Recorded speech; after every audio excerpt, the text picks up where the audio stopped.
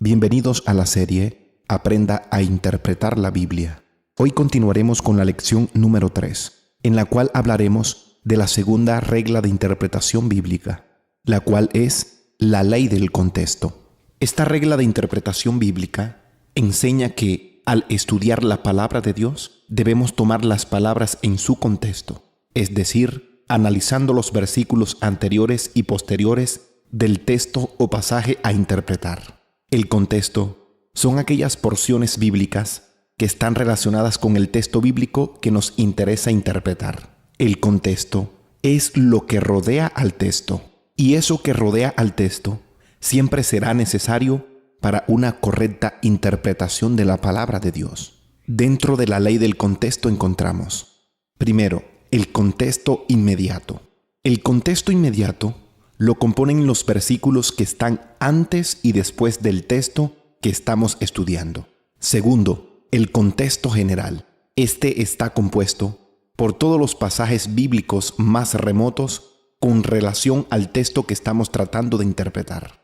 Y tenemos también el contexto histórico. El contexto histórico está compuesto por el entorno histórico, es decir, las costumbres, tradiciones y condiciones de los tiempos bíblicos. Estos siempre nos arrojan luz sobre el texto o pasaje que estamos interpretando.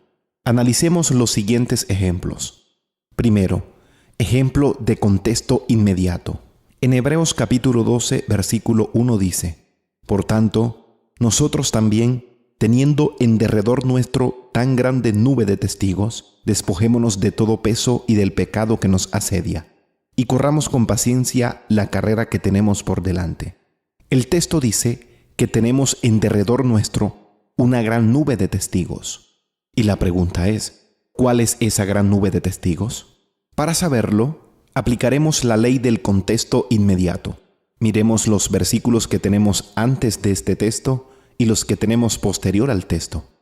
Al leer los versículos del capítulo 11, podemos darnos cuenta cuál es esa gran nube de testigos de la que habla el escritor en el capítulo 12, versículo 1. Esa gran nube de testigos son todos aquellos héroes de la fe de quienes habla todo el capítulo 11. Es claro entonces que, analizando los versículos anteriores al texto, hemos podido descubrir cuál es la gran nube de testigos que tenemos a nuestro alrededor. Ejemplo de contexto general. Romanos capítulo 9, versículo 13 dice, como está escrito: A Jacob amé, mas a Esaú aborrecí. La pregunta es, ¿por qué Dios amó a Jacob y aborreció a Esaú?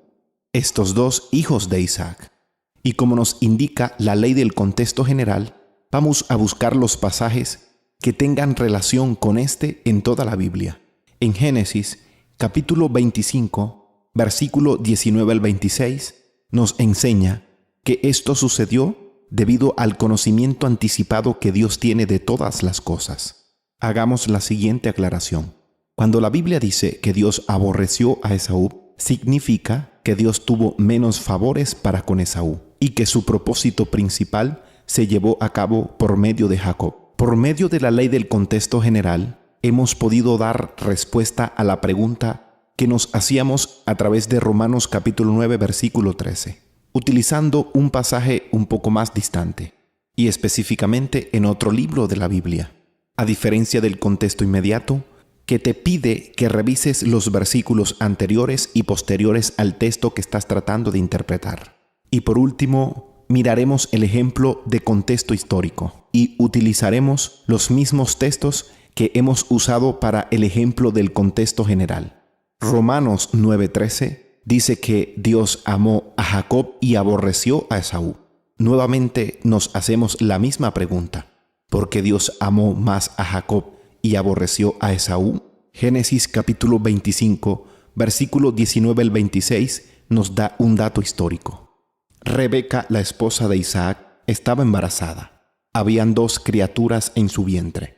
Isaac consultó a Dios y Dios le declaró lo siguiente, que encontramos en el versículo 23. Dice: Y le respondió Jehová: 2 naciones hay en tu seno, y 2 pueblos serán divididos desde tus entrañas.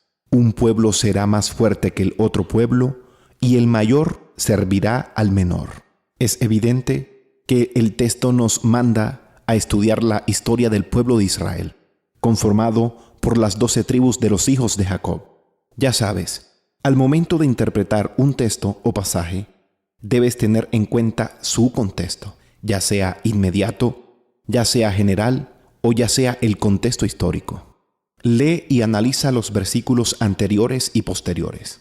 Fíjate si hay pasajes en otros lugares de la Biblia que también hablen al respecto. Y por último, y no menos importante, ten en cuenta las costumbres y tradiciones y acontecimientos bíblicos. No olvides seguir aprendiendo a cómo interpretar la Biblia a través de la lección número 4. Esperamos seguir siendo de edificación para tu vida. No olvides suscribirte y esperamos seguir subiendo contenido que pueda bendecir grandemente tu vida. Bendiciones.